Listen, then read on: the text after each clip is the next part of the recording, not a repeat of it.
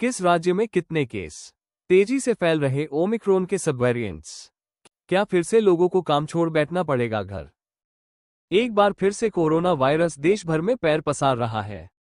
Corona positive लोगों की संख्या 1000 के पार चली गई है। कोरोना पॉजिटिव लोगों की संख्या बढ़ती नजर आ रही है। ऐसे में बड़ा सवाल यह है कि क्या फिर से लॉकडाउन की स्थिति पैदा हो सकती है। हालांकि केंद्रीय स्वास्थ्य मंत्रालय ने कहा कि पैनिक होने की बिल्कुल जरूरत नहीं है, बस साफ सफाई सेहत का ध्यान रखें। कोरोना मामलों की बात करें तो महाराष्ट्र में एक्टिव केस 210 है। अभी तक 3 लोगों की मौत हो चुकी है।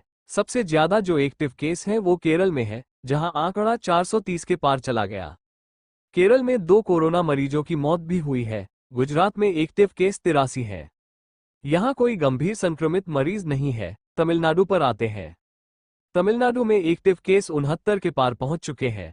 बात करें दिल्ली की तो देश की राजधानी में 104 एक्टिव केस दर्ज किए गए हैं। वहीं कर्नाटक में 47 एक्टिव केस हैं। एक शख्स की मौत की भी खबर है। आईसीएमआर के महानिदेशक डॉक्टर राजीव बहल ने कहा है कि देश में अभी तक जो केस मिले हैं, सरकार सक्रिय रूप से मामलों की निगरानी कर रही है। कोरोना के मामलों का मुख्य कारण तेजी से फैलने वाले ओमिक्रॉन के सब वेरिएंट्स हैं। भारत में ओमिक्रॉन के 4 सब वेरिएंट हैं। नए केस में सबसे ज्यादा जम 1 के वेरिएंट मिले हैं। यह ओमिक्रॉन वेरिएंट का सब वेरिएंट है।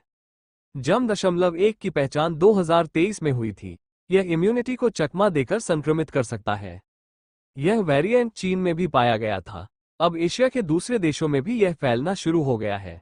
कोविड जो अब सिंगापुर, मलेशिया, हांगकांग वो सारी कंट्रीज में आज के दिन ये ओमिक्रॉन वेरिएंट की कोविड वेव चल रही है।